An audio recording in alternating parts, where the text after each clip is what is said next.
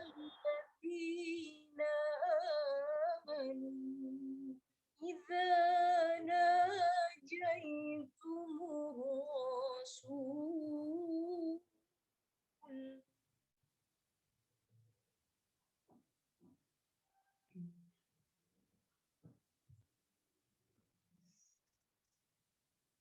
جئتم الرسول فقدموا بين يدي نجواكم صدقة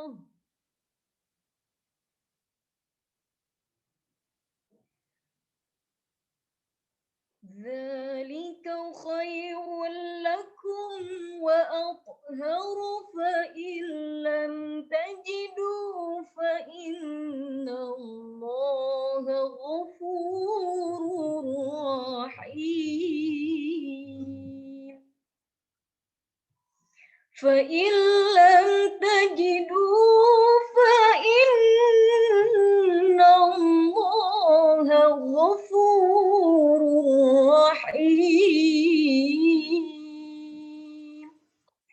صدق الله العظيم اللهم صل وسلم وزد وبارك على رسول الله وآله الأطهار على رسول الله وأصحابه الأشهار.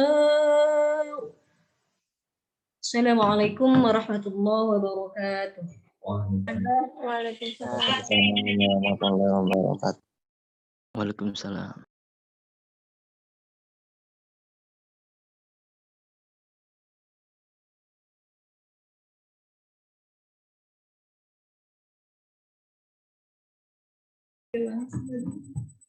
Terima kasih kepada saudari Khalisah yang telah menyampaikan melantunkan ayat suci Al-Quran. Semoga menjadi amal ibadah bagi kita semua yang mendengarkan dan utamanya untuk Khalisah yang melantunkan. Untuk selanjutnya yaitu prakata dari Ketua Umum Himpunan Mahasiswa Ahlussunnah wal Jamaah kepada Kang Mizan, disilahkan.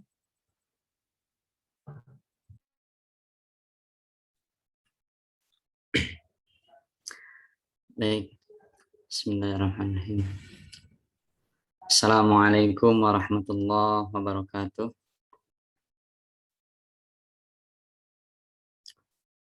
Waalaikumsalam warahmatullahi wabarakatuh. Alhamdulillahilladzi ja'alana min ahli sunnah wal jamaah wa nas'aluhul barakah.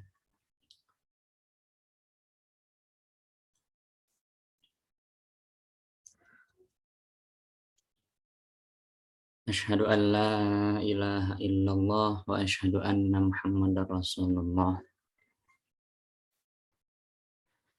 Wa nusallimu ala Rasulillah. Amma ba'd. Yang kami taati, yang kami hormati seluruh Dewan Penasihat dan Pembina Himpunan Mahasiswa Ahlussunnah wal Jamaah, dan yang kami taati, yang kami hormati Buya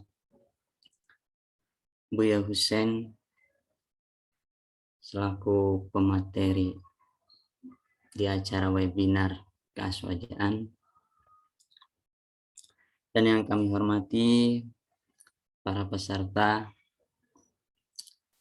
dan yang saya banggakan seluruh panitia anggota mahasiswa jamaah.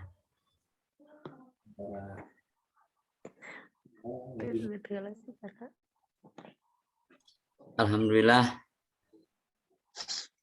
syukur selalu kita ucapkan setiap saat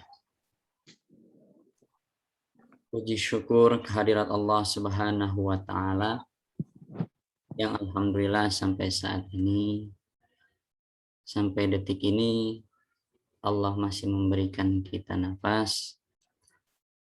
Tanpanya kita tidak bisa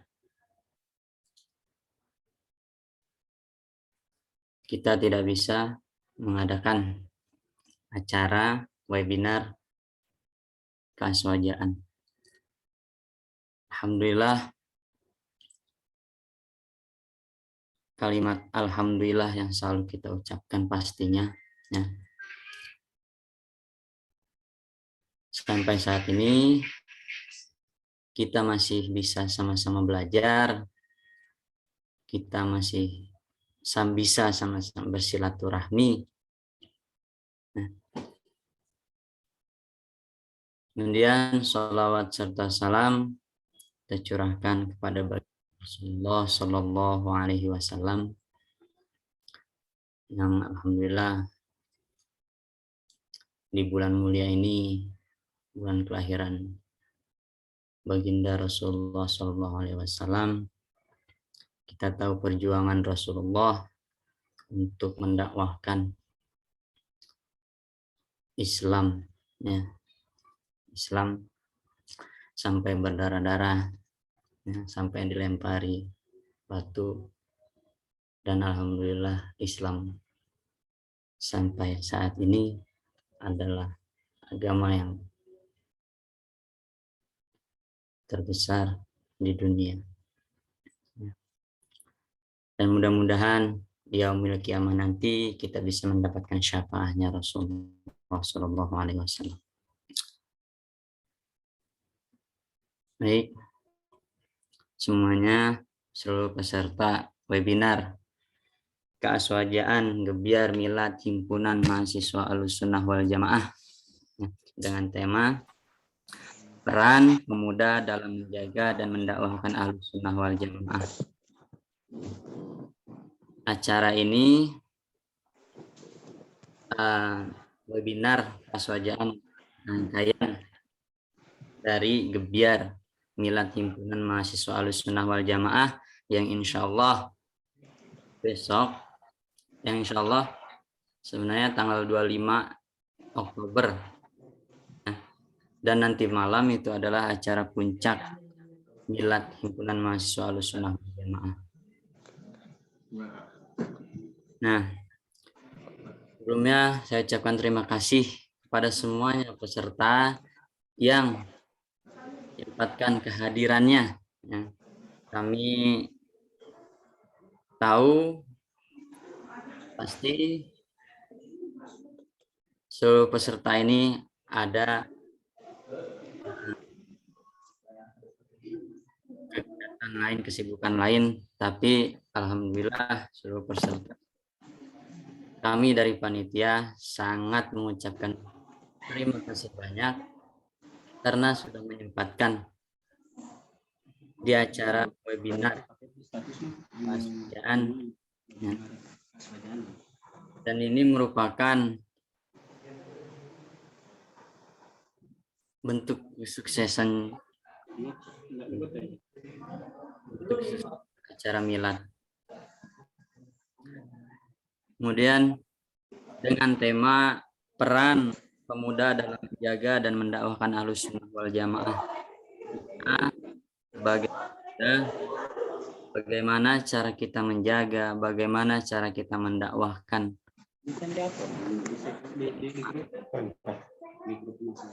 Zaman sekarang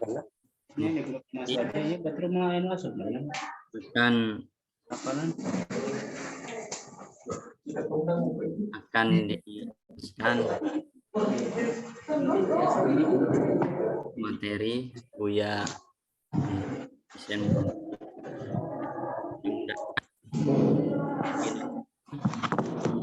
kita lebih mengerti lagi, kita lebih paham lagi tentang ke Ahlussunnah wal Jamaah. Baik, itu prakata dari saya. Sekian. Assalamualaikum warahmatullahi wabarakatuh. Waalaikumsalam warahmatullahi wabarakatuh. Waalaikumsalam warahmatullahi wabarakatuh.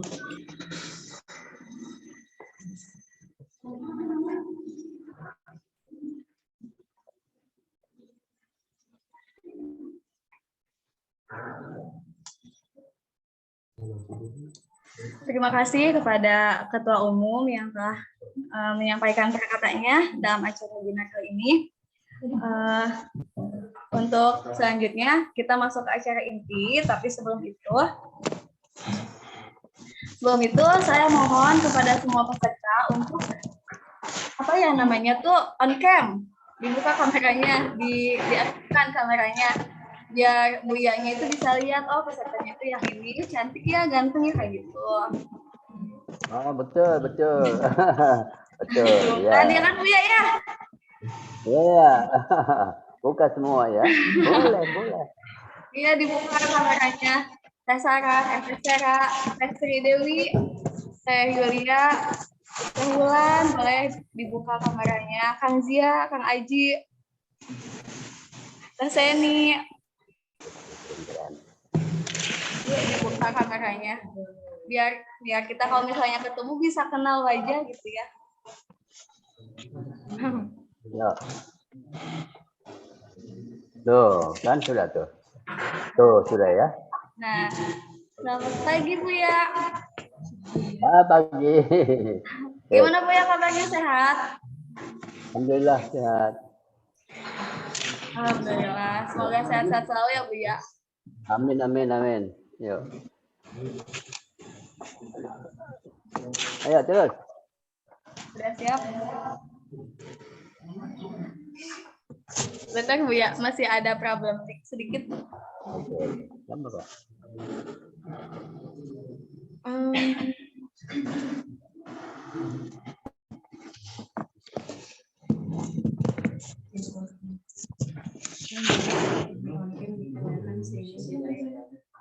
Iya, untuk yang memang tidak memungkinkan on cam tidak apa-apa, tapi yang bisa on cam silakan untuk on cam ya. Nanti takut beneran rusak loh kameranya.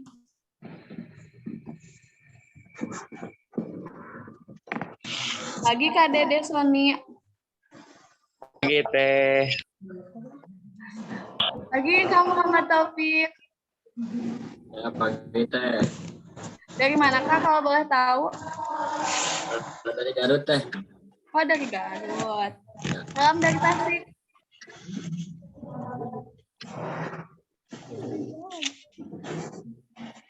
Teh Sarah, apa kabar?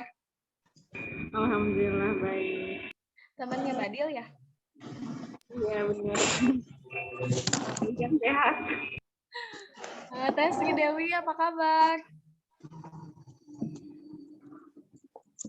Ya, kemana ya?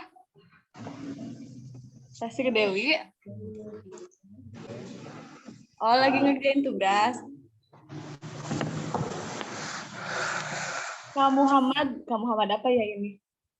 Nah, halo Kak Muhammad.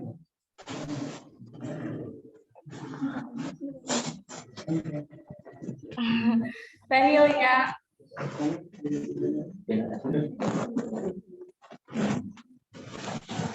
Ya Teh. Gimana semangat untuk di acara inti? Siapkan pertanyaannya ya. Nanti kalau misalnya ada pertanyaan langsung aja tulis di komentar. Nanti biar dari pihak kami yang membacakan. Ya.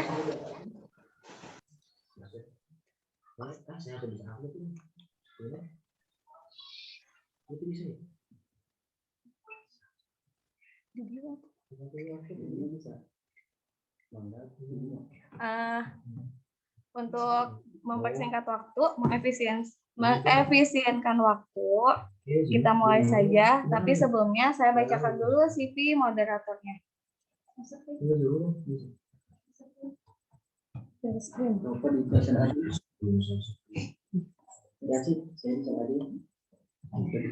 Nama Agus Mulyana SH, tempat tanggal lahir Bandung 03 Agustus 1997, alamat Kampung Niji RT 1 RW 12 Desa Tanjung Raya, Kecamatan Cikancung, Kabupaten Bandung. Nomor HP 082 111 981 442. Riwayat pendidikan SD Negeri Tanjung Raya 1, SMP Negeri 1 Cicalengka, Seman 1 Cicalengka, dan S1 UIN Sunan Gunung Jati Bandung, jurusan Hukum Keluarga. Nah, untuk pengalaman organisasi PAO Hima Aswaja 2019-2020, dan memang beliau adalah demisioner Hima Aswaja yang bukan cukup aktif, sangat aktif dan membangun Hima Aswaja ke arah yang lebih baik. Kemudian HMJ Hukum Keluarga dan Himpunan Mahasiswa Islam atau HMI, Komisariat Syarkum ya, Fam? Komisariat Syarkum. Motivasi hidupnya, moto hidup, untuk moto hidup, sebentar, untuk moto hidup. Untuk moto hidup, percayakan semua urusan kepada Yang Maha Mengurus. Masya Allah. Kepada Kang Agus, disilakan.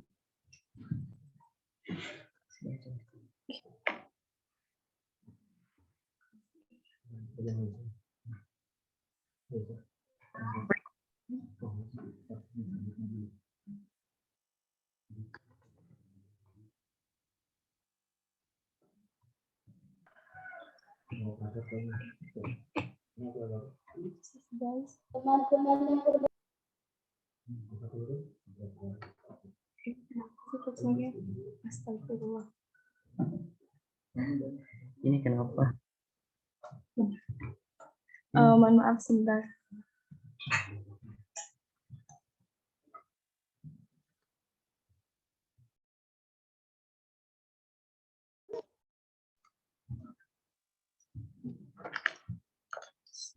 Assalamualaikum warahmatullahi wabarakatuh. Waalaikumsalam warahmatullahi wabarakatuh. Bismillah, alhamdulillah, la haula wala quwwata illa billah, wassalatu wassalamu ala rasulillah, wa ala alihi wa sahbihi wa mawalah. Allahumma rabbi syrahli sadri wa yassirli amri, wahlul uqadatam min lisani yafqahu qawli. Amma ba'd. Pertama, yang paling utama, marilah kita panjatkan puji dan puja hadirat Allah Subhanahu wa taala, mana pada kesempatan kali ini kita dapat berkumpul bersama walaupun jarak memisahkan kita, tapi dengan kecanggihan teknologi semuanya terasa dekat. Salawat serta salam semoga tercurah limpah kepada junjungan alam nyatana habibana wa nabiyana Kanjeng Nabi Muhammad sallallahu alaihi wasallam. Yang kami hormati Buya, semoga sehat selalu, panjang umur, dan yang kami hormati pula para peserta yang hadir, yang nanti insya Allah sama-sama kita simak wejangan atau tausiah dari Abuya. Baik, sebelumnya mungkin pengen mendengar sedikit dari say hello dari teman-teman ya. Boleh diaktifkan dulu. Gimana nih kabarnya teman-teman?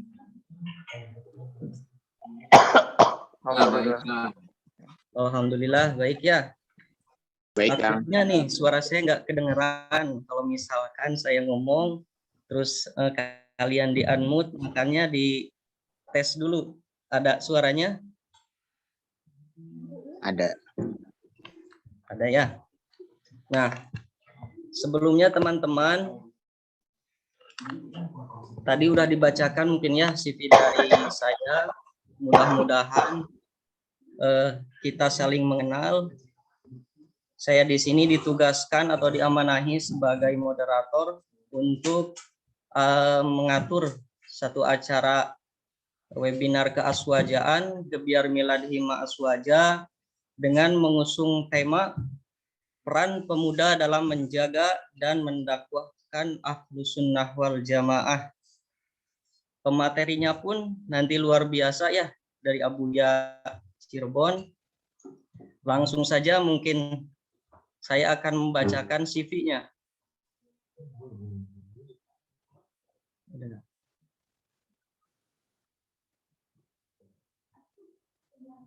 Keburem ya. Baik, CV dari Abuya Kiai Haji Husain Muhammad. Beliau atau yang kerap disapa dengan panggilan Buya Husain lahir pada tanggal 9 Mei tahun 1953 di Cirebon. Beliau merupakan putra kedua dari 8 bersaudara dari pasangan Kiai Haji Muhammad bin Asrofuddin dan Nyai Haji Ummu Salma Satori. Beliau Kiai Haji Muhammad adalah putra Haji Asrofuddin dan Zainab. Menurut keterangan bahwa Asrofuddin adalah seorang keturunan Gujarat dari India yang berhijrah ke Semarang. Riwayat pendidikan SD, SMP di pesantren Dar Al Tauhid Arjawinangun, Cirebon. SMA aliyah di pesantren Lirboyo Kediri. S1 di Perguruan Tinggi Ilmu Al-Quran atau PTIK Jakarta. PTIK Jakarta Ciputat tahun 1973 sampai 1980. Studi kajian khusus Arab di Al-Azhar Kairo, Mesir. Di tempat ini beliau mengaji secara individual pada sejumlah ulama Al-Azhar. Nah, ini karya-karya beliau, kurang lebih ada 10 yang tercantum di sini. Yang pertama, karyanya Fikih Perempuan. Yang kedua, Refleksi Kiai atau Wacana Agama dan Gender. Yang ketiga, Islam Agama Ramah Perempuan. Yang keempat, Ijtihad Kiai Husain. Yang kelima, Upaya Membangun Keadilan Gender. Yang keenam, Daurah Fikih Perempuan atau modul pelatihan. Yang ketujuh, Fikih Seksualitas. Yang kedelapan, Fikih HIV AIDS. Yang kesembilan, Mengaji Pluralisme kepada Maha Guru Pencerahan. Yang ke-10, Mengarungi Sufisme Gus Dur. Nah, penghargaan beliau yang pertama, penghargaan Bupati Kabupaten Cirebon sebagai tokoh penggerak, pembina, dan pelaku pembangunan pemberdayaan perempuan pada tahun 2003. Penerimaan award atau penghargaan dari pemerintah AS, Amerika Serikat, untuk Heroes to End Modern Day Slavery tahun 2006. Yang ketiga, selama 7 tahun sejak 2010 namanya tercatat dalam 500 ya Most Influential Muslims yang diterbitkan oleh The Royal Islamic Strategic Studies Center. Yang keempat, gelar Doktor Honor Causa di Semarang pada tahun 2019. Itulah ulasan sedikit mengenai Abuya, tentunya sangat luar biasa ya. Langsung saja mungkin kepada teman-teman, mari kita simak sama-sama wejangan-wejangan atau sampaian dari Abuya. Jangan terlewatkan sedikit pun, karena memang tadi ulasannya sangat luar biasa. Mudah-mudahan nanti mampu memotivasi teman-teman. Baik, kepada Abuya yang terhormat, waktu dan tempat dipersilakan. Terima kasih. Assalamualaikum warahmatullahi wabarakatuh. Bismillah, alhamdulillah, wassalatu wassalamu ala rasulillah Sayyidina Muhammad ibn Abdullah wa ala alihi wa sahbihi wa man tabi'ahu dah, amma ba'd. Alhamdulillah pagi ini kita bisa bertemu, bisa berrahim dengan harapan masa depan lah, tokoh-tokoh harapan masa depan. Yang ganteng-ganteng, yang kece-kece, yang keren-keren lah ya. luar biasa. Siapa ini? Ada, ya terima kasih moderator Agus Mulyana ya. Tadi Nur Fadilah dan Kang Mizan Najih ya. Senang bisa bertemu semua. Mudah-mudahan dalam keadaan sehat semua dan tetap optimis, dan tetap aktif di dalam ruang manapun. Setiap saya bertemu anak-anak muda, ini saya membayangkan masa depan.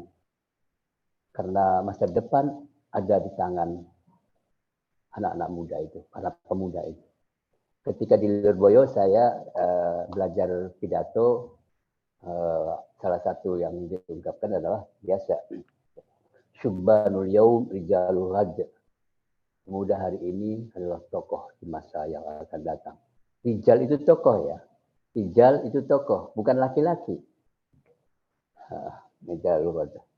Terus satu lagi, inna fi yadi syubban amrul ummah wa fi aqdamihim hayataha. Bahwa di tangan pemuda lah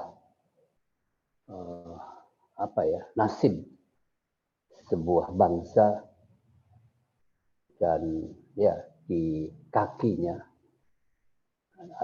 adalah kemajuan atau kehidupan bangsa itu sendiri. Jadi inilah yang memberikan saya harapan untuk bisa melanjutkan misi-misi Islam ke depan.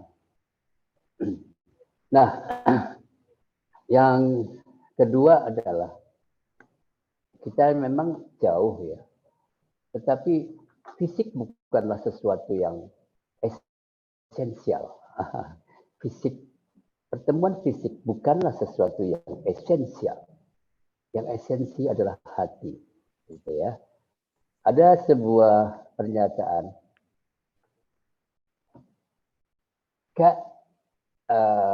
in kana qalbuka ma'i fa anta bijanibi wa in kunta fi aqsal alam. Bila hatimu bersama aku, maka kau di sampingku, meskipun kau ada di ujung dunia. Ya, begitu. Wa illa yakun qalbuka ma'i fa anta ba'idun anni wa in kunta bijanibi. Tetapi bila hatimu tidak bersama aku, maka kau jauh meskipun kau di sampingku. Ya. Jadi yang esensi adalah hati kita. Ada lagi. Fa in kanatil ajsamu minna taba'adat fa innal mada bainal qulubi qaribu. Itu puisi ya. Meski tubuh kita berjauhan, tetapi jarak antara hati kita begitu dekat. Jadi itu lagi-lagi kita hati kita yang okay. Ini ya tergantung kebiasaan kita sebetulnya sih. Kita ini biasanya bertemu secara fisik ya. Tapi sekarang ada perubahan luar biasa sehingga kita diantarkan untuk membiasakan diri dengan pertemuan hati. Ya, itu penting sekali. Baik teman-teman sekalian, anak-anak generasi muda yang membanggakan, ketika saya menghadiri wafatnya Gus Dur, saya berangkat sampai ke Ciganjur. Saya kemudian mensalati Gus Dur. Itu masih banyak sekali orang dan yang makmum kepada saya bersama saya juga banyak. Begitu selesai, saya tertenung kepada puisi yang disampaikan oleh Gus Dur di banyak sekali kesempatan. Gus Dur juga menyanyikannya dengan ya indah lah gitu. Gini, waladatka ummuka ya ibna adam bakiya wan nasu haulaka yadhakuna surura fajhad li nafsika an takuna idza bakau fi yaumi mautika dhahikan masrura. Gus Dur selalu mengatakan begitu, atau seringlah mengatakan, menyampaikan itu di hadapan publik. Ya. Artinya adalah, waladatka ummuka, ya ibna Adam bakiya. Ketika ibumu melahirkanmu, wahai anak Adam, kau menangis. Wan nasu haulaka yadhakuna surura. Sedangkan orang-orang di sekitarmu ceria, senang, tertawa, bergembira. Begitu. Fajhad li nafsika an takuna idza baka. Maka bersungguh-sungguhlah kalian untuk dirimu sendiri jika kelak kau meninggalkan mereka, kau pulang dengan senyum. Ya. Halo, apa? Halo? Halo? Gimana? Gimana, Pep? Gimana? Suaranya bagaimana? Hah? Halo? Halo? Halo? Jalan nggak? Kedengaran ada. Oh, sudah. Terus ya? Ya. Iya, terusin aja. Oke. Fajhad li nafsika an takuna idza bakau fi yaumi mautika dhahikan masrura. Maka hendaklah kalian bersungguh-sungguh untuk dirimu sendiri. Bila engkau pergi meninggalkan mereka, kau pulang dengan senyum. Sedangkan mereka yang kau tinggalkan menangis terseduh-seduh kehilanganmu. Itu ya. Jadi saya kira ini pesan yang penting sekali bagi kita semua. Ketika kita lahir, kita disambut dengan ceria, senang. Tetapi hendaklah, sedangkan kamu sendiri menangis. Tetapi ketika pulang harus balik. Kita pulang dalam keadaan senyum, mereka yang mengelilingi kita dalam keadaan menangis terseduh-seduh karena kehilangan kita.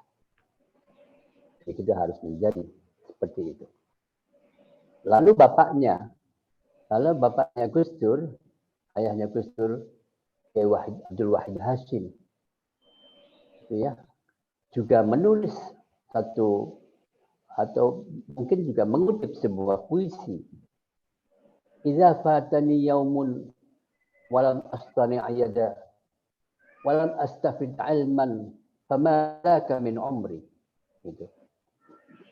Kalau dinyanyikan di pesantren itu idza fatani yaumun walam astani ayada walam astafid ilman fama laka min umri. Apabila hari pergi begitu saja dan pada hari itu kita tidak bisa melakukan apapun dan tidak mengambil pengetahuan, maka apa artinya hidupku di hari itu? Gitu ya. Jadi ini memang juga mengingatkan kita agar jangan biarkan hari-hari pergi tanpa bekerja, tanpa menggali ilmu pengetahuan. Begitu. Ini ya oke, karena bicara dengan anak muda ya, jadi saya harus pesan-pesan seperti ini harus menjadi pegangan bagi anak muda itu sendiri. Baik, generasi muda, aswaja yang membanggakan. kita masuk kepada sebuah kajian tentang tema aswaja ini. Saya menulis sebetulnya terma aswaja pada mulanya adalah sebuah terma, istilah yang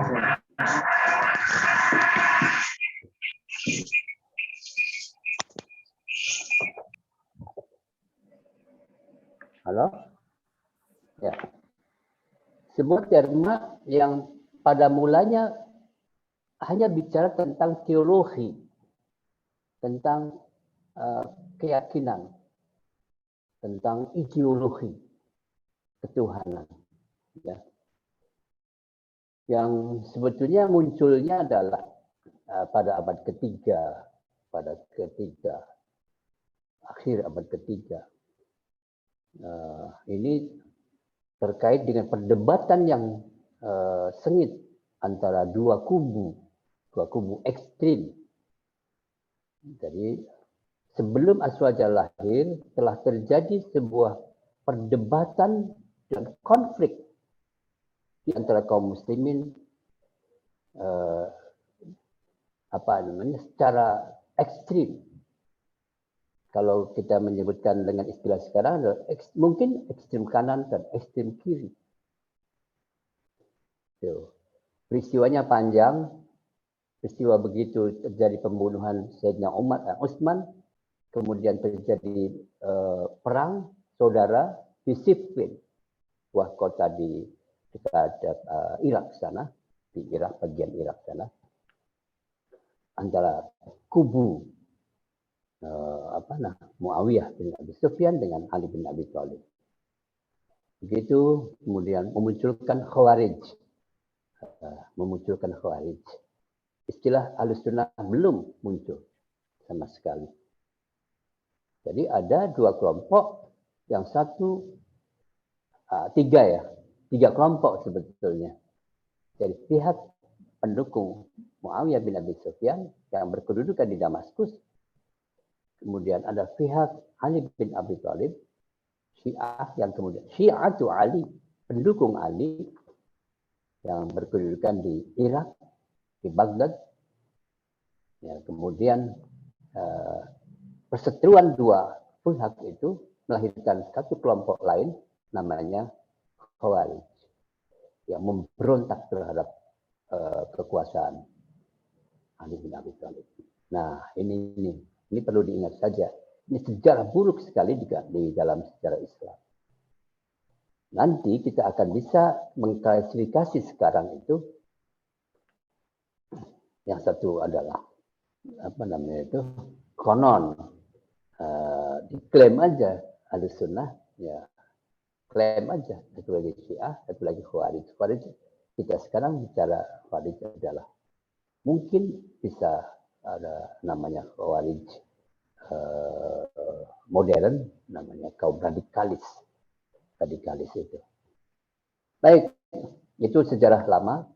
Tetapi kemudian perdebatan untuk mengklaim kebenaran diri sendiri itu lalu menggunakan agama, ayat-ayat suci, hadis-hadis Nabi digunakan. Sepanjang sejarahnya agama selalu digunakan untuk kepentingan ya, politik terutama ya. Jadi semua mengambil teks-teks keagamaan baik dari Al-Quran maupun hadis Nabi yang mendukung pahamnya, mendukung keyakinannya, mendukung ideologinya sama sekali. Nah itu ya, ini juga menjadi problem besar sekali. Nah baiklah, apa yang menjadi perdebatan di kalangan kaum muslimin pada saat itu adalah tentang apakah perbuatan manusia itu ditentukan oleh Tuhan atau ditentukan oleh manusia sendiri. Tindakan-tindakan kita ini apakah sudah ditentukan oleh Tuhan ataukah sesungguhnya ada di tangan kita sendiri. Tuhan sudah tidak ikut campur di dalam seluruh perbuatan kita, seluruh tindakan kita, cara berpikir kita dan seterusnya dan seterusnya. Itu perdebatan panjang. Jadi dulu kekuasaan Muawiyah itu mengambil teori bahwa apapun yang terjadi itu sudah kehendak Tuhan. Karena itu kalian diam saja. Kita serahkan saja kepada Tuhan. Nah, ini nantinya akan lahir sebuah teologi atau ideologi Jabariyah namanya. Jabariyah itu nantinya bagaikan kita manusia dan alam semesta bagaikan kipas kapas yang terbang kemana saja dihembuskan oleh angin, terserah angin. Nah, di situ tetapi muncul satu perlawanan terhadap ideologi Jabariyah ini dari kelompok-kelompok rasionalis mutlak, yang namanya nantinya adalah Qadariyah, bahwa seluruh perbuatan kita adalah kita, bukan Tuhan, gitu ya. Nah itu, begitu asal usulnya karena tadi perang, pembunuhan terjadi, orang mau melakukan pembelaan diri atas pandangannya, ya sudah, nasibnya begitu, ya sudah. Nggak usah itu Tuhan yang menentukan. Tidak, ini karena kita. Nah inilah bagaimana nih, sejak dahulu kala sampai hari ini juga perdebatan ini masih terus terjadi. Ya.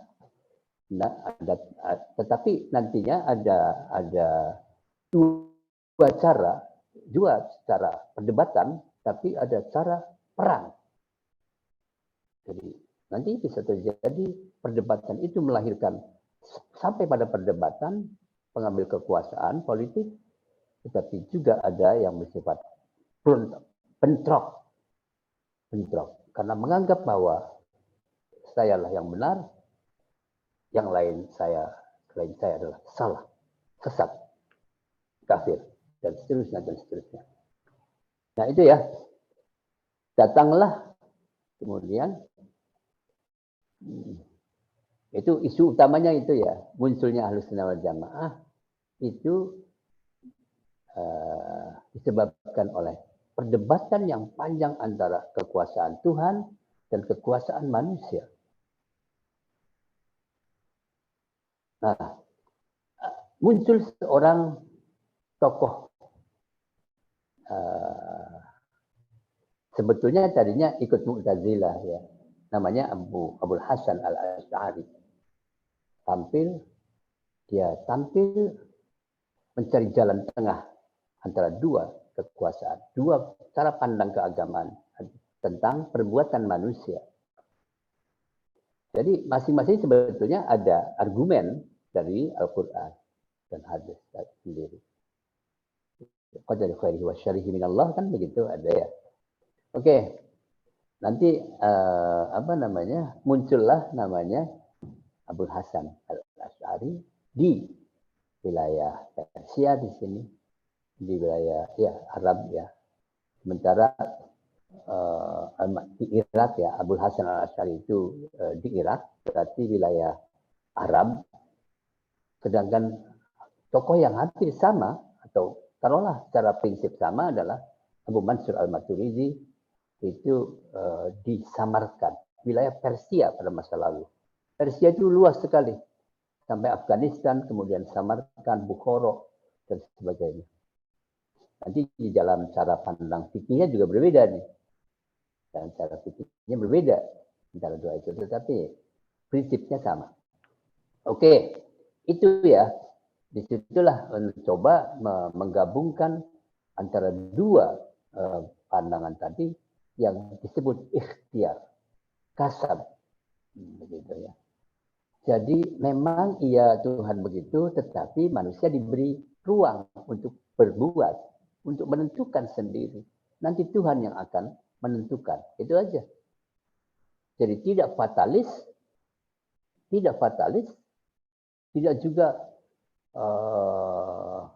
semacam menafikan Tuhan, peran serta Tuhan. Jadi taruhlah bahwa hari ini kita bicara mengenakan tekstualis dan rasionalis.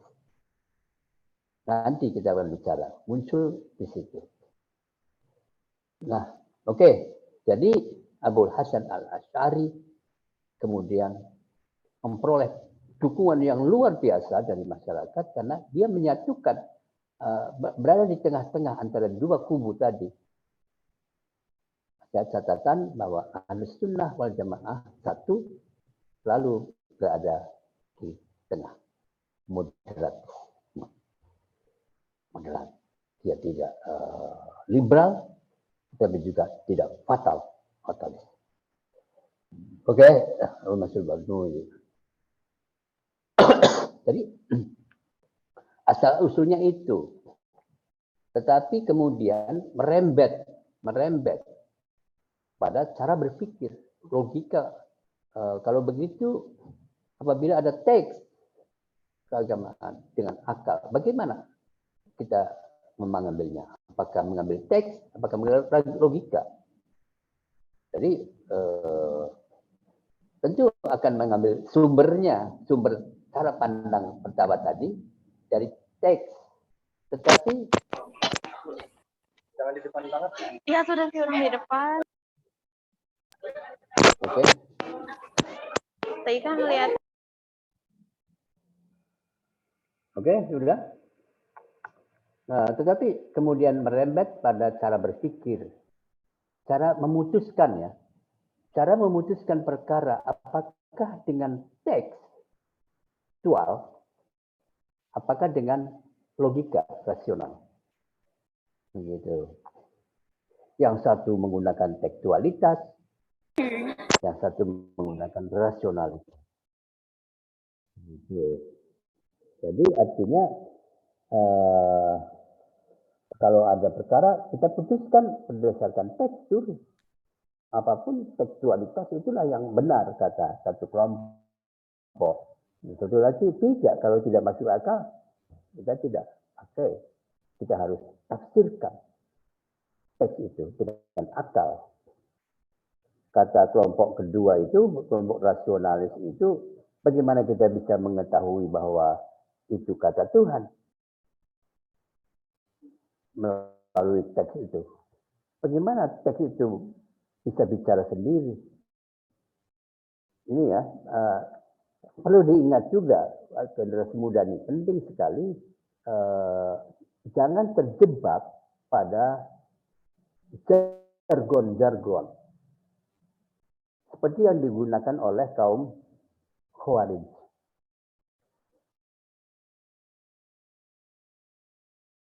Kaum Khawarij itu selalu inna hukmu illa lillah, inna hukmu illa lillah.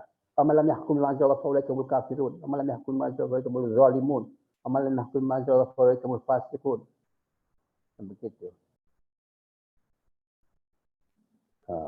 Kata Sayyidina Ali,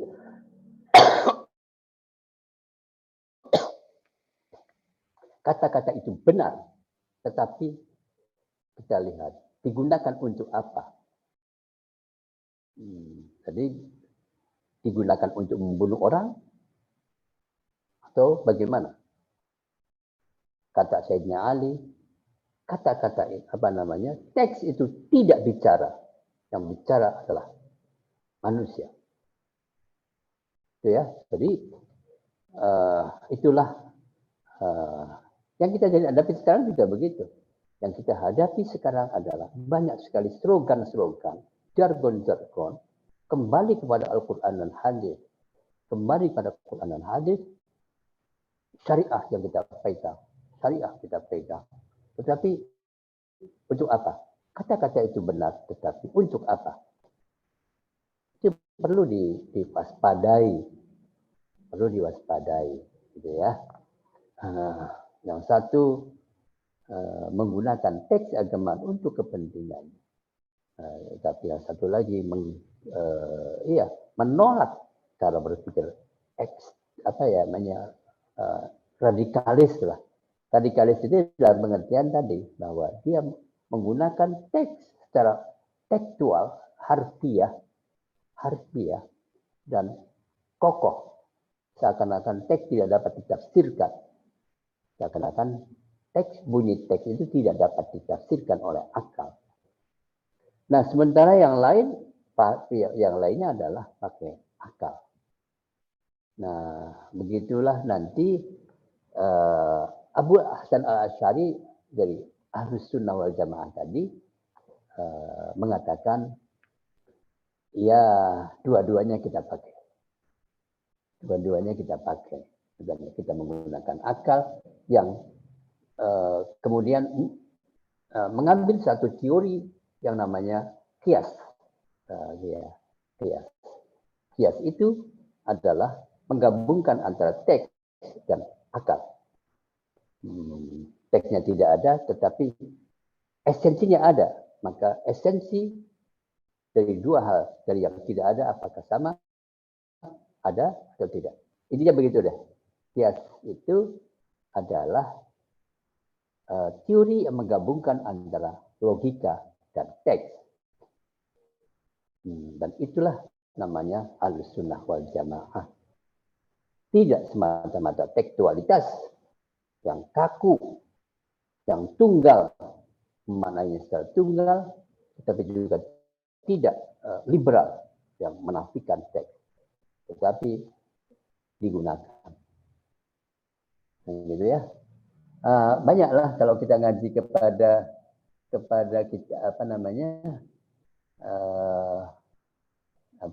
kitab-kitab. Nah, kitab-kitab kuning, maka ada banyak sekali argumentasi tentang menyatukan dua. Karena memang potensi manusia ya ada macam-macam. Ada yang dapat memahami sesuatu secara tekstual, tapi ada juga dengan logika rasional. Jadi Ahlus Sunnah wal Jamaah menggabungkan antara itu. Baik, jadi itu akhirnya memunculkan banyak sekali cabang-cabang pengetahuan, cabang-cabang dimensi keislaman. Baik, saya bilang dimensi keislaman ada 3, ada akidah, ada syariah, ada ihsan, ada tasawuf, gitu loh. Maka tiga-tiganya dimensi berbeda-beda. Kalau akidah itu dimensi semacam keyakinan. Kemudian syariah itu adalah hukum. Sementara tasawuf adalah dimensi spiritual. Dimensi akal, dimensi perbuatan, dimensi spiritual. Jadi 3, manusia itu terdiri dari 3 unsur tadi. Ada dimensi akal, ada dimensi spiritual, ada dimensi aktual. 3 itu. Nah, disinilah semua dikaji oleh para kaum muslimin dan melahirkan kubu-kubu yang atau pandangan yang berbeda, kelompok-kelompok yang berbeda. Dan Ahlus Sunnah wal Jamaah berada di tengah-tengah, mengapresiasi kedua-duanya. Di dalam konteks fikih misalnya, hukum Islam, dalam konteks hukum Islam, Ahlus Sunnah wal Jamaah mengapresiasi, menghargai semua pendapat para ahli hukum yang biasanya belakangan kita akan mengambil 4 ahli hukum Islam, ijtihad atau mujtahid atau madhab. Jadi Ahlus Sunnah wal Jamaah itu mengapresiasi 4 pandangan perspektif hukum yang ada di dalam Islam. Biasanya kita mengenalnya 4 madhab. Ya, 4 madhab. 4 madhab itu begini cirinya. Kita mengenal madhab Hanafi yang didirikan atau dibangun oleh Abu Hanifah. Yang kedua madhab Maliki yang dibangun oleh Imam Malik bin Anas. Yang ketiga adalah mazhab Syafi'i, dibangun oleh Muhammad bin Idris Asy-Syafi'i. Dan yang ketiga adalah mazhab Hambali yang dibangun oleh Imam Ahmad bin Hanbal. Bagaimana corak pemikiran dari 4 mazhab itu? Ya, mazhab Hanafi itu dikenal sebagai mazhab rasional. Imam Hanafi dikenal sebagai imamu ahli ra'yi. Imamu ahli ra'yi. Ya. Nah, karena banyak sekali digunakan teori-teori akal, gitu, menggunakan akal. Jadi ketika tidak ditemukan atau ya tidak ditemukan teks atau teksnya meragukan atau teksnya mengandung tidak masuk akal, maka beliau menggunakan akal.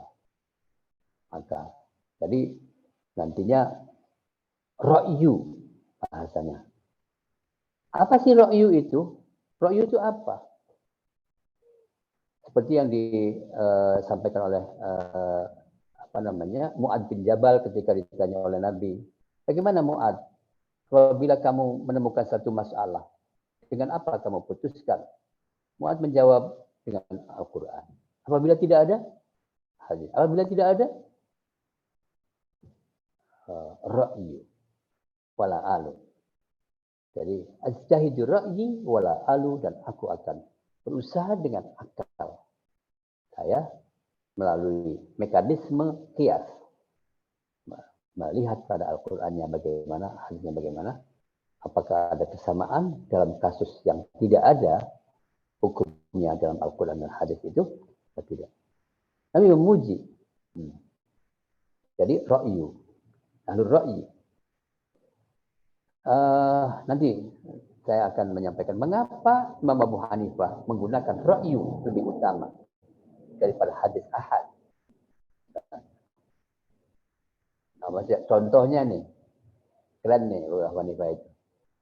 Kalau saya bicara dalam isu perempuan ya, menurut Ahmad bin Hanbal, menurut Imam Abu Hanifah, perempuan boleh menikahkan dirinya sendiri, gitu ya, dalam undang. Rambut perempuan tidak aurat, separuh betis bukan aurat, gitu. Dan masih banyak perempuan bisa menjadi saksi di dalam pernikahan, gitu ya. Perempuan bisa menjadi hakim di pengadilan untuk isu perdata. Dan banyak, kita tidak akan membicarakan itu detail satu persatu ya. Tidak akan bicara, saya tidak akan bicara detail satu persatu.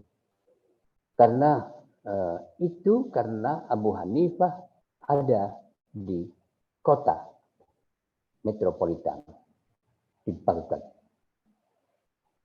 Yang dinamika sosialnya sangat luar biasa. Seperti di kota Jakarta, kota metropolitan, aktivitas begitu rupa, termasuk perempuan-perempuan ikut serta di dalam kerja-kerja sosial, cari duit, kerja-kerja ekonomi dan sebagainya. Oke. Kedua adalah Imam Malik. Imam Malik itu di rumah saja, di Madinah saja, lebih banyak di Madinah. Maka beliau mengapresiasi tradisi Madinah. Gitu ya. Karena itu teorinya terkenal sekali dengan atau metode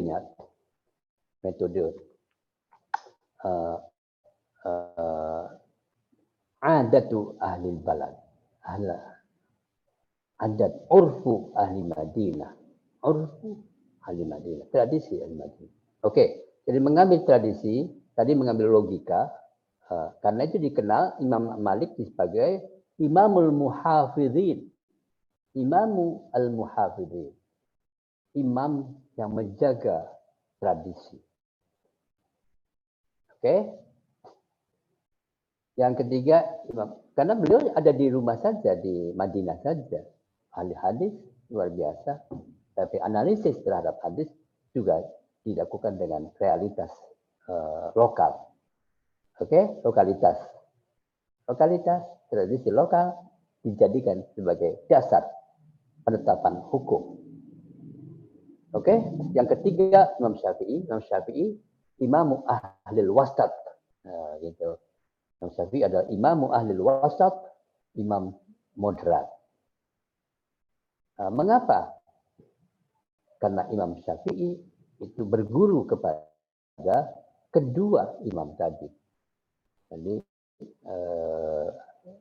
berguru kepada Imam Malik dan berguru kepada muridnya Imam Abu Hanifah, namanya Muhammad bin Hasan Asy-Syaibani. Jadi Imam Syafi'i memperoleh pengetahuan dari dua cara pandang, yaitu cara pandang Abu Hanifah yang rasional dan cara pandang hadisi yang dan tradisi, yaitu cara pandangnya Imam Malik. Itu. Dan beliau hidup di beberapa daerah, beberapa kota, kota Madinah, Mekah, Yaman, Baghdad, Mesir. Gitu. Jadi beliau menguasai banyak sekali pandangan-pandangan keagamaan dari banyak sekali. Jadi Imam Syafi'i ahlul wasat wal adl. Yang keempat adalah Imam Ahmad bin Hanbal, sangat tekstualis. Karena dia menghadapi kaum rasionalis. Karena kelompok Mu'tazilah itu melakukan semacam kekuasaan atas rakyat, sehingga banyak korban oleh tindakan-tindakan politik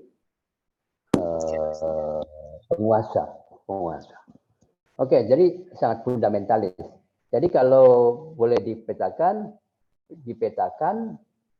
itu Abu Hanifah itu rasionalis, Maliki itu adalah tradisionalis, Syafi'i itu adalah moderatis atau moderat, yang Ahmad bin Hanbal adalah fundamentalis atau fundamentalis. Begitu. Dan tetapi tidak melakukan kekerasan. Fundamentalis tetapi tidak melakukan kekerasan. Inilah dari dimensi fikih, dari dimensi hukum, Ahlussunnah wal Jamaah merespon semuanya. Masing-masing mengatakan ra'yuna shawabun yahtamilu khata' wa ra'yu ghairina khata'un yahtamilu shawab. Itu cara pandang Ahlussunnah wal Jamaah ya. Pendapat saya benar, tetapi mungkin salah. Pendapat selain saya keliru, tetapi mungkin benar. Gitu. Jadi itulah yang harus kita pahami dari aswaja itu. Nanti bagaimana sikap kita menghadapi realitas hari ini? Nanti, begitu ya. Yes.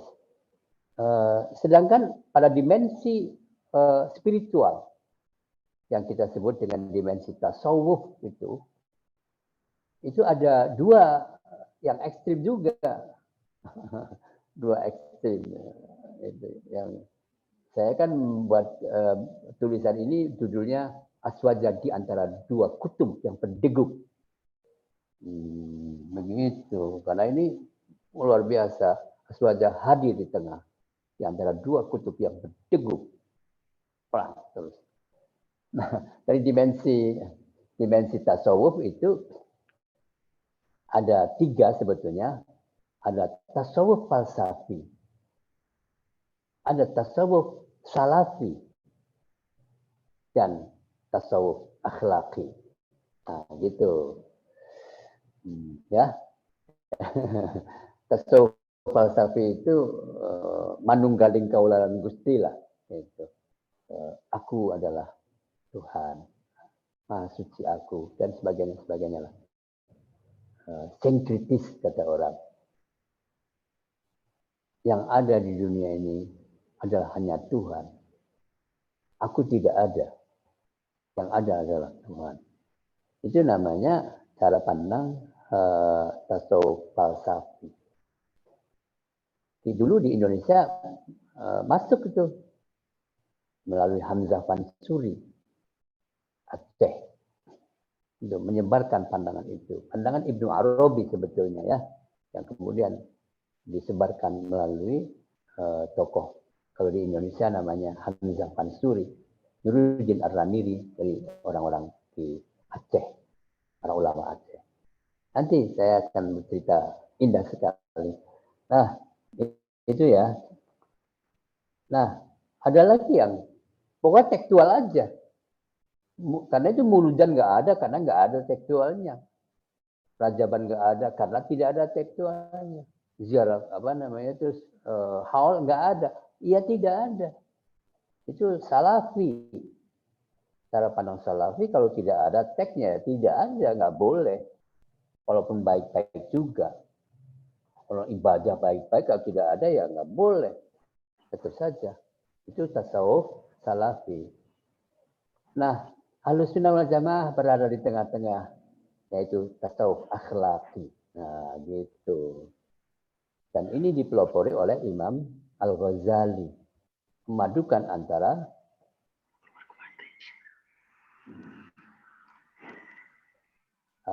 yang sifatnya praktek. Jadi yang sifatnya akhlak. Akhlak itu perbuatan tingkah laku yang dapat diidentifikasi. Kalau tasawuf falsafi tidak bisa diidentifikasi. Misalnya apa ya, sholat itu begitu saja. Itu cukup karena eling saja. Eling saja. Tasawuf falsafi itu begitu. Tapi kalau Al-Ghazali tidak, ya harus ada apa namanya perilakunya, zahirnya harus ada. Yaitu berdiri, akmal, baca, ruku, sujud, kembali aja oleh Nabi. Dari memadukan antara aspek zahir dan aspek batin. Itulah namanya tasawuf akhlaki. Teman-teman sekalian, para generasi muda, gitu. Jadi itulah aswaja. Aswaja adalah apa namanya, cara pandang Islam moderat, tengah-tengah. Inilah yang ditunjukkan oleh Al-Quranul Karim. Wa ja'alnakum ummatan wasatan litakunu syuhada'a 'alan nasi. Fayakuna rasulu 'alaikum syahida. Gitu. Jadi yang tengah-tengah itu harus di tengah-tengah itu, moderat itu. Tidak ekstrem kanan, tidak ekstrem kiri. Nah, gitu.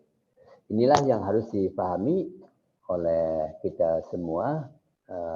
Paradigma aswaja adalah moderat, bukan ekstremis. Ini oke. Sekarang begitu, aswaja terbuka untuk menerima pengetahuan dari mana saja, tidak anti yang satu atas yang lain. Ini aswaja, apa yang baik dari manapun diterima. Karena itu aswaja menerima pembaruan. Pergaulan dengan orang lain oke, sepanjang tidak melakukan penyerangan. Itu. Al-Qur'annya jelas ada. La yanhakumullahu 'anil ladzina lam yuqatilukum fid dini walam yukhrijukum min diyarikum an tabarruhum wa tuqsitu ilaihim innallaha yuhibbul muqsitin. Nah, itu bagus sekali. Tuhan tidak melarang kamu untuk berbuat baik dan bertindak adil terhadap orang-orang yang tidak memerangi kamu dan tidak pula mengusirmu dari tempat tinggalmu. Sesungguhnya Allah Maha mencintai orang yang berbuat adil. Jadi siapapun dengan identitas apapun, aswaja menerima. Nah, sepanjang mereka tidak melakukan penyerangan, tidak melakukan pengusiran. Oke, begitu ya. Jika Kemudian yang mungkin yang terakhir, cara pandang Ahlussunnah wal Jamaah adalah cara penyebaran sana'at, bukan dengan perang. Ya. Ud'u ila sabili rabbika bil hikmati wal mau'izatil hasanati wajadilhum billati hiya ahsan. Ajaklah masyarakat ke jalan Tuhan, jalan kemanusiaan. Bil hikmah, apakah hikmah? Ilmu pengetahuan. Dengan ilmu pengetahuan yang tinggi, bukan dengan pedang. Sama sekali. Bukan dengan mengobrak-abrik tempat-tempat ibadah, sebagainya. Wal Jamaah mengajak orang dengan ilmu pengetahuan. Oke? Atau apalagi kalau hikmah dimaknani filsafat adalah pengetahuan yang tinggi, kebijaksanaan itu. Ini yang dilakukan oleh para wali sanga ya. Para wali sanga itu yang hadir di mana-mana di seluruh dunia, termasuk di Indonesia, itu mengajak dengan bijaksana sekali. Pesantren, oke, bikin namanya pesantren, pesantrian, tempat santri. Santri itu adalah pemuda atau manusia yang belajar etika sosial. Itu bahasa Sanskerta. Wali Sanga menerima itu. Istilahnya dari manapun.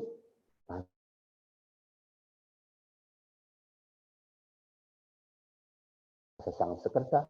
Oke. Kita ini seringkali menolak istilah-istilah asing karena ditolak. Demokrasi ditolak hanya karena bahasa asing. Apanya? Esensinya aja. Pesantren aja begitu diterima dengan baik. Dan banyak sekali cara-cara pandang kultural. Itu namanya yang kita sebut sebagai, Gus Dur menyebutnya sebagai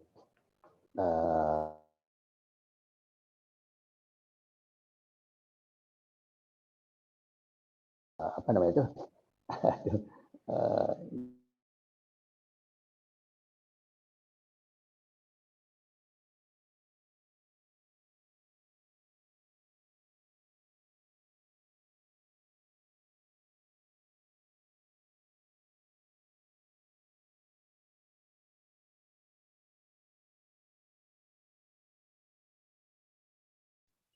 Halo?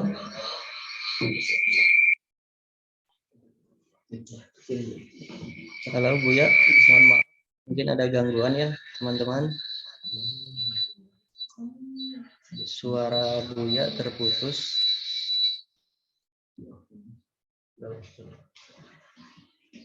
Halo? Halo.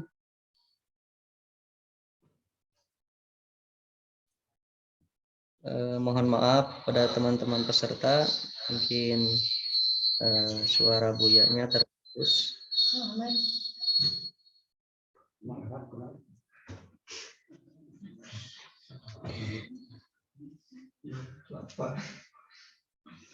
Cek.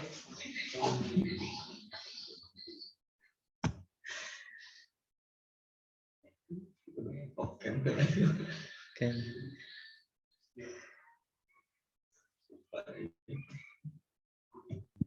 Cek.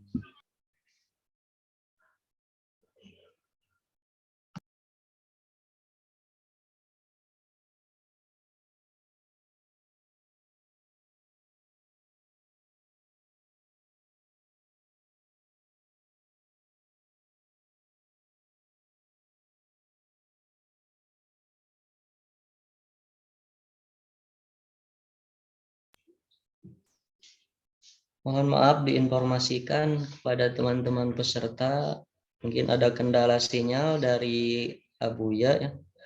Dari kami sedang menghubungi Abuya. Pada panitia mungkin bisa dihubungi.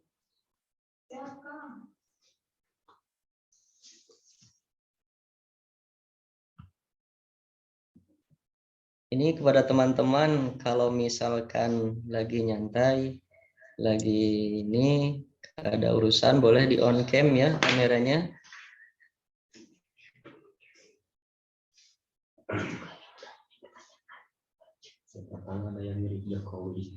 Siapa tahu kan nanti bisa dikenal lah, lebih dikenal sama Buya kalau misalkan udah melihat teman-teman.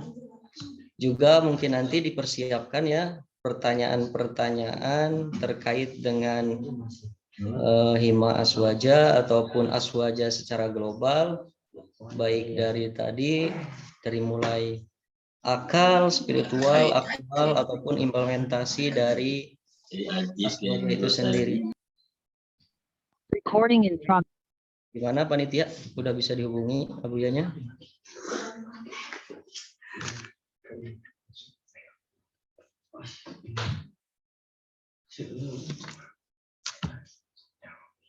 Ini belum ada yang on cam ini ya, masih banyak yang nggak kelihatan nih wajah-wajahnya.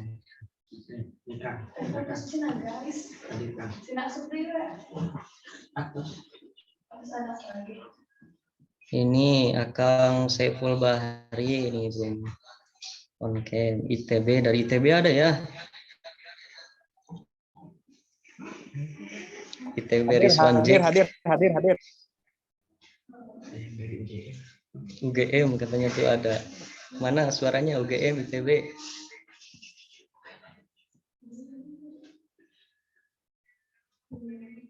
Dipersiapkan aja ya nanti ke peserta pertanyaan-pertanyaan terkait dengan yang tadi dipaparkan oleh Abuya. El Messi ada nih, namanya aneh-aneh nih. Lionel Messi. Oh iya, UGM tuh ada UGM Maulana. Insya Allah. Sekali lagi kepada teman-teman yang berkenan untuk dibuka kameranya. Gak apa-apa kalau misalkan backgroundnya nggak ada, biasa aja.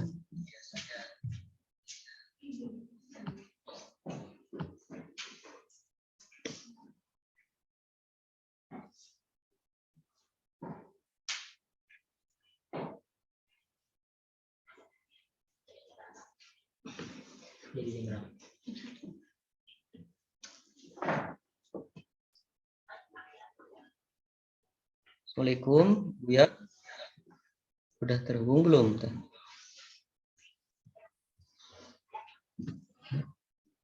Ya baik, terhubung kembali ya Buya.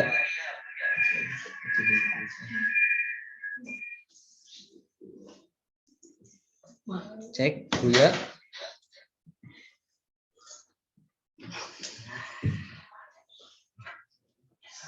Masih di unmute nih.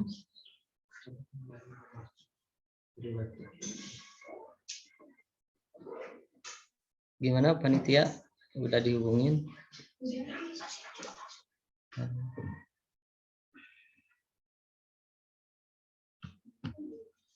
Ice breaking dulu kayaknya ya. Ini boleh di on cam kan? Kalau berkenan nih teman-teman. Nah, alhamdulillah Buya kembali hadir. Mohon maaf kepada teman-teman tadi mungkin terkendala sinyal ya Buya. Belum ada suara.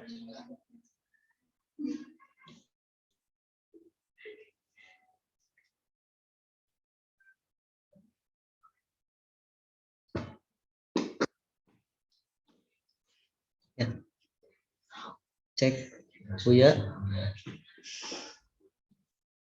Kayaknya udah bicara tapi belum keluar nih suaranya.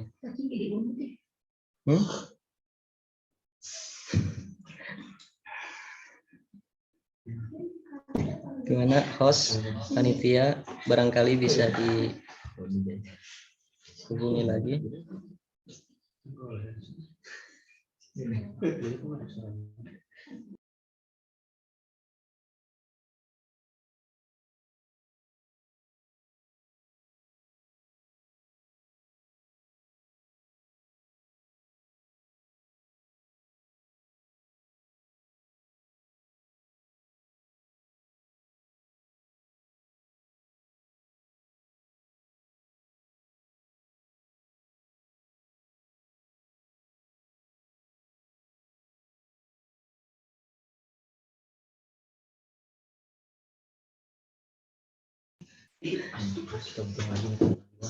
Diberitahukan kepada teman-teman nanti ya dari awal sampai akhir harus mengikuti acara sampai selesai. Kemudian setelah selesai pemaparan atau monolog dari Abuya, bisa nanti dibuka sesi dialog. Kita santai aja ya sambil ya selesaian di rumahnya. Barangkali bisa dibuka sesi pertanyaan nanti ya. Nah, alhamdulillah. Halo, Buya. Ya, udah jalan lagi. Ya. Pakai anu nih, pakai HP nih. Oh iya. Oke, gimana? Bentar lagi ya. Ya, mangga. Buya dilanjutkan kembali. Alhamdulillah. Oke, ya. Jadi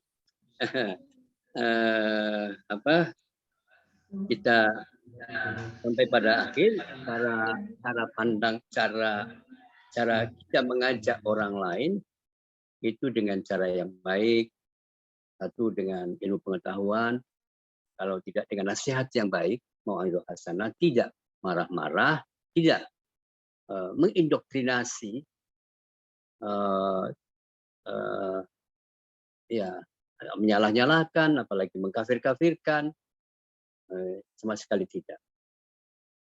Dan wajadilhum billati ahsan, kalau saya mengatakan proses dialog. Cara kita tidak sepaham dengan orang lain di dalam mengatasi satu masalah, maka dilakukan dengan dialog yang sangat baik, sangat yang terbaik, dialog yang terbaik. Nah, itu ya, wasyawirhum fil amr fa idza azamta fatawakkal 'ala Allah. Apabila ya kita musyawarah. Nah, baiklah. Jadi sekarang begini. Dalam konteks modern, amar ma'ruf nahi mungkar itu meskipun ada dasarnya memang man ra'a minkum mungkaran falyughayyirhu biyadihi fa illam yastati' fa bilisanihi fa illam yastati' fa biqalbihi. Rasulullah mengarahkan kita apabila kita melakukan amar ma'ruf, melihat ada keburukan, maka lakukanlah dengan tangan. Maksudnya apa? Dengan kekuasaan. Maksudnya apa? Mau otoriter? Atau harus dengan pedang? Sama sekali tidak. Tidak dengan pedang, tidak dengan cara pandang otoriter. Tetapi dengan hukum, undang-undang. Dengan undang-undang. Jadi itu sekarang metodenya karena sistemnya berbeda. Sekarang sistem demokrasi, sistem negara bangsa yang menganggap bahwa semua warga negara adalah sama, dan karena itu maka segala persoalan di antara warga negara harus dimusyawarahkan secara bersama-sama melalui mekanisme-mekanisme yang dibentuk, mekanisme demokrasi, yaitu musyawarah di dalam DPR, sebagainya. Nah, terus dilahirkan sebuah undang-undang. Jadi, fal yughayyiru biyadihi itu, saya memaknanya, maka hendaklah keburukan yang ada di masyarakat diatasi dengan undang-undang. Begitu. Bukan dengan kehendak sendiri. Bukan dengan kekuasaan mayoritas atas minoritas, sama sekali tidak. Harus dengan undang-undang. Itu namanya biyadi, dengan tangan. Fa'ilam yastati' fa bilisani, apabila tidak mampu atau masih belum selesai juga, ya diajak dialog. Fa bilisani, bukan dengan ngomel-ngomel. Bukan dengan cara caci maki. Bukan dengan cara mengkafir-kafirkan, mensesat-sesatkan, atau keroyokan, sama sekali tidak. Tapi dengan dialog, pabilisani itu dalam konteks negara bangsa dan demokratis adalah dengan dialog. Nah, apabila tidak mampu juga, maka jangan lakukan fabiqalbih, artinya dengan hati, maksudnya jangan ikut-ikutan melakukan perbuatan yang buruk itu. Begitulah teman-teman sekalian cara pandang Aswaja. Saya berharap sekali cara pandang Aswaja ini terus diteruskan, dihidupkan oleh generasi muda. NU terus terang saja sejak awal melakukan satu menjaga kesatuan itu, menerima Pancasila sebagai dasar negara, karena Pancasila tidak bertentangan, bahkan sejalan, bahkan itu esensi dari Islam. Apa yang salah dari Pancasila? Itu ya. Jadi Pancasila dan Negara Kesatuan Republik Indonesia sebagai nation state, dan NU atau ya para ulama nih. Ya NU tentu saja di situ adalah para ulama seperti namanya saja, tetapi yang bergerak adalah ulama dan para santri. Santrilah yang menjaga eksistensi negara bangsa ini dan mempertahankan Pancasila sebagai dasar negara yang sama sekali tidak bertentangan, bahkan sesuai, bahkan esensi Islam. Begitu Aswaja, itulah Aswaja NU dalam hal ini begitu. Terima kasih. Silakan kalau ada hal-hal keberatan boleh saja, tetapi dengan cara yang baik tentu saja. Ya, jangan dengan emosi, jangan dengan marah-marah. Duduk. Oke, terima kasih. Assalamualaikum warahmatullahi wabarakatuh. Waalaikumsalam warahmatullahi wabarakatuh.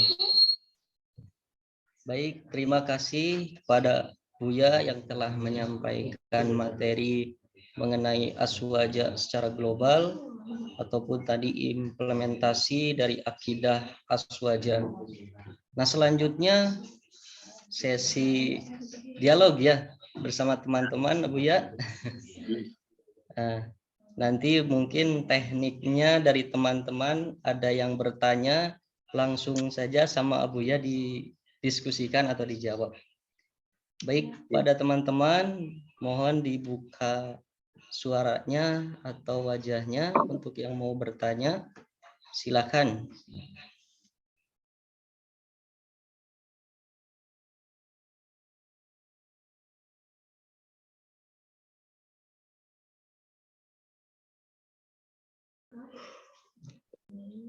Baik, itu ada yang melambaikan tangan, Mbak. Di chat boleh dilihat ya, di chat. Ini ada satu pertanyaan, Abuya, dari Muhammad Taufik. Assalamualaikum. Waalaikumsalam. Perkenalkan katanya. Saya Muhammad Taufik dari Garut, ingin menanyakan bagaimana sikap Aswaja terhadap DI atau NII yang muncul kembali di beberapa wilayah. Karena DI NII ini krusial. Bagaimana cara generasi muda Aswaja untuk menangani hal tersebut? Ya. Baik, langsung didiskusikan saja, mungkin dijawab sama Buya. Ya, ya dulu ya, kalau kita melihat sejarahnya, sejarah perjuangan Indonesia itu muncul keinginan untuk mendirikan negara Islam. Mendirikan negara Islam, ingin menerapkan hukum Islam, syariat Islam, gitu ya, menganggap bahwa ini bukan negara Islam. Jadi DII, Darul Islam, Tentara Islam Indonesia, itulah yang dibawa pimpinan antaranya adalah Kartosuwiryo yang terkenal ya. Sebetulnya di Aceh itu atau di mana di luar Jawa itu Kahar Muzakir ya lupa itu. Dan mereka melakukannya dengan cara pemberontakan terhadap kekuasaan yang sah. itu ya. Namanya kemudian para ulama bermusyawarah cara tindakan-tindakan, cara-cara pemaksaan kehendak dengan militeristik itu bagaimana hukumnya. Nah, para ulama mengatakan itu adalah bughat. Bughat itu adalah pemberontak terhadap negara yang sah. Karena itu harus diperangi. Gitu. Apa yang masalah sih sebetulnya? Nah, jadi itu sudah, bahkan dulu kan di antara mereka juga mengusung Pancasila dengan Piagam Jakarta. Piagam Jakarta itu sebagai dasar yang akan dijadikan dasar negara. Di situ ada 5 sila. Sila pertama adalah Tuhan Yang Maha Esa dengan kewajiban menjalankan syariat Islam bagi pemeluk-pemeluknya. Nah, 7 kata ini menimbulkan masalah bagi persatuan negara Republik Indonesia yang akan berdiri. Para ulama kemudian meminta pandangan fatwa dari ulama, Hadratus Syekh Hasyim Asy'ari, bagaimana dengan 7 kata itu? Memasang 7 kata, membiarkan 7 kata itu tetap ada sebagai dasar negara, itu menimbulkan perpecahan di kalangan masyarakat bangsa yang akan merdeka itu. Di wilayah timur, orang-orang yang Kristen, orang-orang yang non-Muslim itu tidak akan mau hidup dalam negara yang akan merdeka itu. Nah, Hasyim Asy'ari kemudian memfatwakan setuju dengan penghapusan 7 kata itu.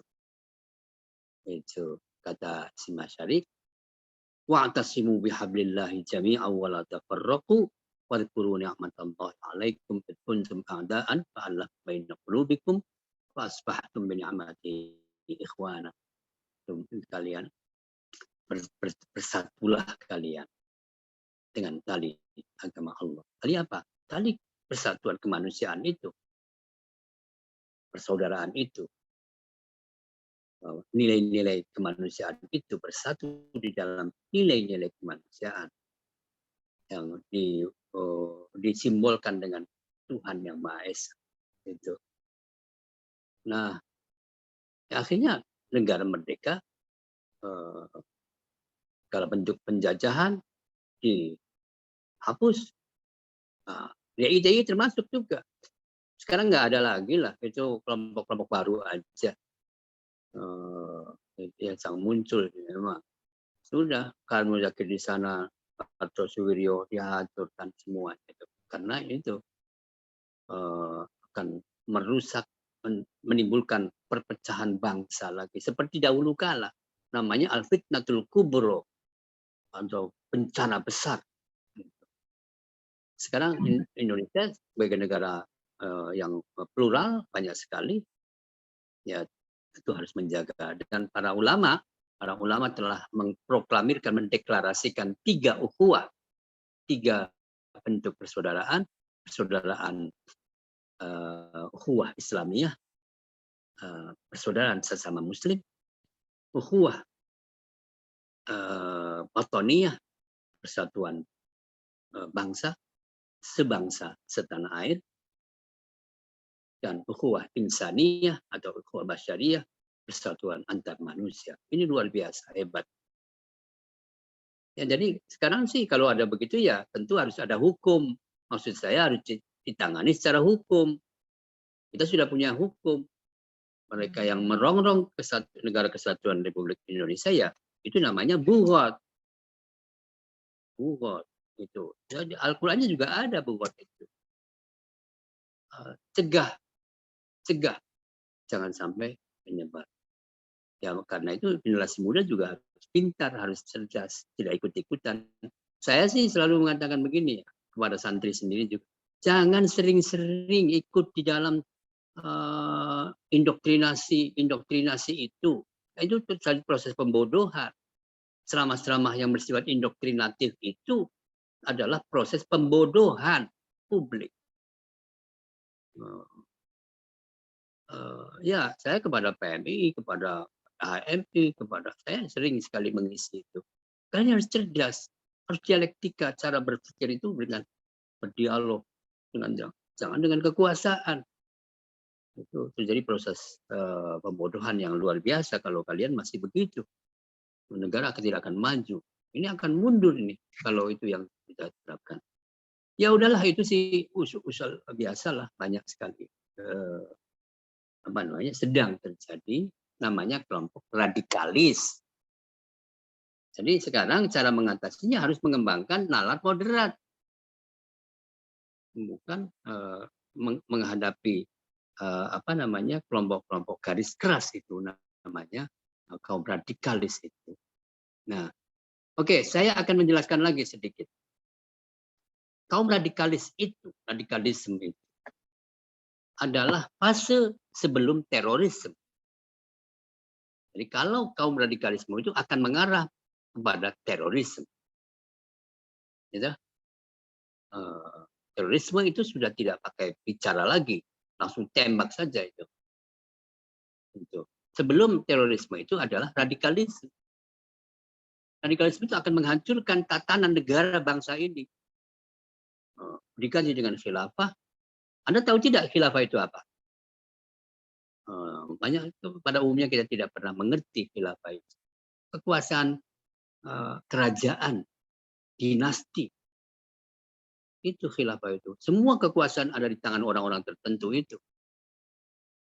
Yang mengaku-ngaku khilafah itu, khalifah itu, dan sebagainya. Tidak ada demokrasi di dalam sistem khilafah. Jadi mereka menganggap bahwa sistem baru ini salah. Gitu ya. Tetapi mereka menggunakan dengan cara-cara kekerasan, pembunuhan, teror, dan sebagainya. Jadi begitu jadi caranya adalah mengembangkan nalar moderat. Nalar moderat. Seperti tadi mengembangkan aswaja. Mengembangkan cara berpikir aswaja tadi. Apa susahnya sih? Gitu. Susah ya? Ya sudah, karena kita dibiasakan ikut indoktrinasi. Seharusnya para mahasiswa generasi muda itu tampil bukan dengan cara indoktrinatif juga. Saya sebetulnya juga melihat judul ini itu kelihatannya ingin indoktrinasi. Jangan. Kita mengindoktrinasikan aswaja. Kalau saya ya, karakter saya tidak indoktrinatif. Tetapi menyampaikan satu pandangan. Ini loh, logikanya ini. Ini cara pandangnya begini. Tidak ada pemaksaan. Karena pemaksaan itu tidak mewariskan keimanan. Tetapi mewariskan kemunafikan. Itu. Oke, itu aja dulu. Ada lagi? Terima kasih Bu ya. Ya. Ya, terima kasih pada penanya maupun yang menjawab Bu ya. Mudah-mudahan yang bertanya dirasa sudah terjawab ya, ataupun kalau masih mau didiskusikan atau mau mencari lagi tentang jawaban itu mungkin lebih baik. Jadi ada rasa penasaran nantinya ketika nanti tadi ada stimulus dari jawaban Buya ya.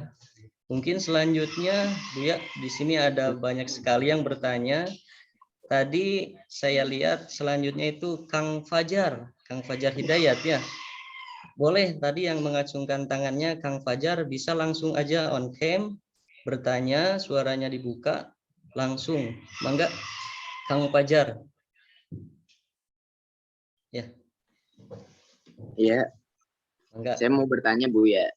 Ini dewasa ini ya saya lihat kayaknya aswaja itu selalu jadi sasaran khususnya di daerah-daerah Jabodetabek. Jadi sesuatu yang jelek-jelek itu selalu diarahkan ke aswaja gitu. Itu cara kita membuat selain apa ya, kan tadi kata Buya kita jangan melawannya dengan tindakan inkriminatif ya. Itu caranya gimana ya Bu ya? Apa misal kita harus membuat suatu program atau bagaimana? Ya, saya sih begini ya, saya melakukan kritik juga. Kita ini kok reaktif, selalu reaktif aja. Ada begitu kaget, ada begitu kaget. Bagaimana? Gitu loh.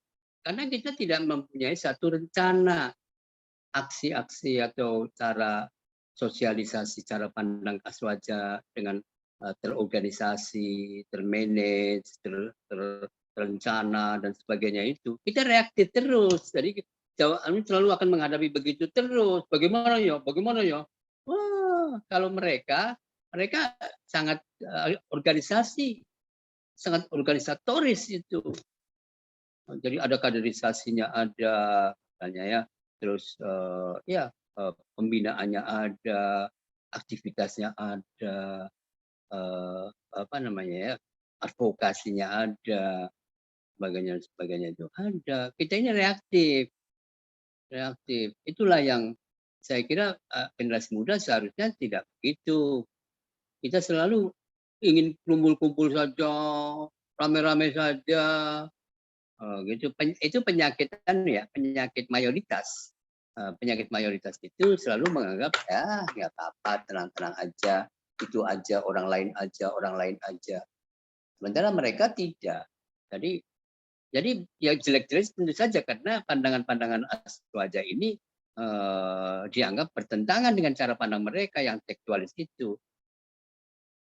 Saya bilang kalau mau terang-terangan istilahnya itu Wahabi. Itu yang benci sekali terhadap NU, terhadap Aswaja NU itu musuh utamanya NU. Ya di mana-mana mereka menjelek-jelekan NU. Tapi begini aja ya, orang itu jelek karena kalau dia menjelekkan.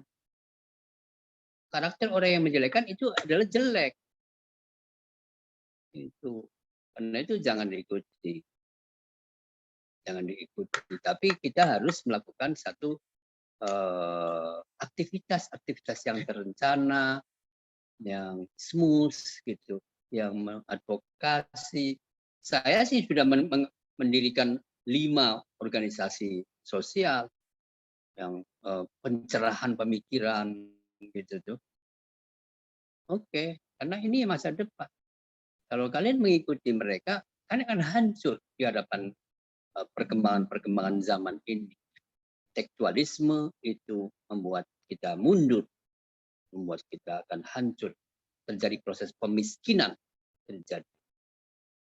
Jadi ya gitu aja. Nyatakan pertanyaannya semuanya adalah bagaimana. Di mana-mana juga bagaimana ya, bingung sekali. Ya karena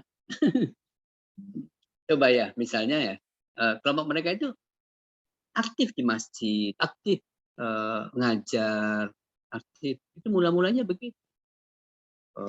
Melakukan seakan-akan advokasi dan sebagainya terhadap rakyat yang miskin dan sebagainya. Itulah. Jadi kita ini menonton saja, tidak membiarkan saja keadaan-keadaan itu. Masyarakat dalam keadaan masyarakat yang bodoh, maka agama menjadi tempat berlindung dan berharap. Gitu. Jadi mereka mengajukan jargon-jargon agama, surga terus, maka itu akan melumpuhkan masyarakat kita. Tetapi itu menarik bagi orang yang sedang menderita. Mereka yang menderita itu akan kalau nanti surga, berani bunuh diri dan sebagainya ya, melawan itu. Mereka menghembuskan bahwa akibat orang lain. Seterusnya. Ya sudah, itu aja, bergerak saja, berencana, terus berdialektika, menemani masyarakat, seterusnya. Itu aja ya. Ya, bagaimana Kang Fajar? Nah, sudah. Nggak usah pakai bagaimana lagi ya. Iya. Ya begitu aja. Iya. Karena nggak pernah bisa selesai. Iya. Ini dicukupkan ya, mudah-mudahan pertanyaannya telah terjawab oleh Buya. Selanjutnya Buya ada lagi nih dari Kang Al-Fatah yang ketiga. Dipersilakan mungkin ya, langsung aja. Ya. Bismillah, Assalamualaikum Buya. Waalaikumsalam warahmatullahi. Ya, perkenalkan saya Al-Fatah dari Karawang. Izin bertanya, jikalau tadi Buya menyampaikan bahwa peran generasi muda dalam pandangan Aswaja itu, Buya menjelaskan dari berbagai aspek, dari sisi metode dakwah, terus dari sisi fikih dan tasawufnya. Sedangkan saya ingin bertanya bagaimana cara pandang Ahlussunnah wal Jamaah itu terhadap isu-isu feminisme dan juga gender. Karena saya lihat kalau Buya ini terkenal dengan buku-bukunya yang membahas tentang gender juga. Dan kebetulan pemuda zaman sekarang ini itu tentang masalah feminisme dan gender itu dirasa tampaknya kurang memahami lebih dalam gitu. Jadi kadang suka salah paham. Di mana yang si pemudanya itu memahami ar-rijalu qawwamuna 'alan nisa itu bersifat diskriminatif. Kemudian yang dari pemudinya juga masih kurang sadar terhadap bagaimana peran perempuan dalam Islam. Dan kebetulan juga di sini saya sedang tugas kuliah juga Buya seperti itu. Ya, terima kasih. Oke, ya makasih ya. Iya, ini masih bukan hanya Aswaja ya. Isu feminisme itu adalah isu global. Bukan hanya di kalangan kaum muslimin, tetapi juga non-Islam. Karena isu ini baru yang menggugat kemapanan sistem patriarkisme, itu namanya. Aduh, kita ini kalian juga mungkin mendengar-dengar saja ya, apa sih feminisme itu, apa sih patriarkisme itu, apa sih misoginisme itu tuh harus dipahami dulu. Jadi kalau tidak paham hanya sekedar mendengar-dengar saja ya memang begitu akan sholat. Tapi terlepas daripada itu, cara pandang subordinasi perempuan itu, memarginalkan perempuan itu, mendiskriminasi perempuan itu terjadi sepanjang abad, gitu ya. Perempuan diposisikan sebagai manusia kelas 2 yang harus menurut apa saja yang diatur oleh laki-laki, dan itu masuk ke dalam sebuah sistem kehidupan di mana-mana, ruang domestik, ruang private, ruang domestik, ruang publik, ruang politik, ruang budayaan, dan itu. Tentu saja kita paham kalaupun masih belum banyak mengikuti, karena ini pandangan feminisme itu relatif baru. Apa sih kemudian feminisme itu? Inilah yang tidak banyak dipahami oleh orang. Hanya ini kan istilah barat, ini kan barat, gitu-gitu. Tapi tidak memahami apa sih sebetulnya, dari manapun istilah itu ya harus dipahami esensinya apa. Nah, kalau saya sih esensinya adalah paham dan gerakan atau perjuangan untuk kesetaraan manusia, kesetaraan gender, ya, dan keadilan. Tuh, itu. Jadi feminisme adalah paham yang berjuang untuk mewujudkan relasi antara laki dan perempuan secara setara dan adil, diperlakukan secara adil. Pertanyaan kita adalah apakah visi atau misi feminisme itu bertentangan dengan Islam atau tidak? Tentang kesetaraan manusia itu bertentangan dengan tidak? Tentang keadilan itu bertentangan dengan Islam atau tidak? Nah, gitu ya. Jadi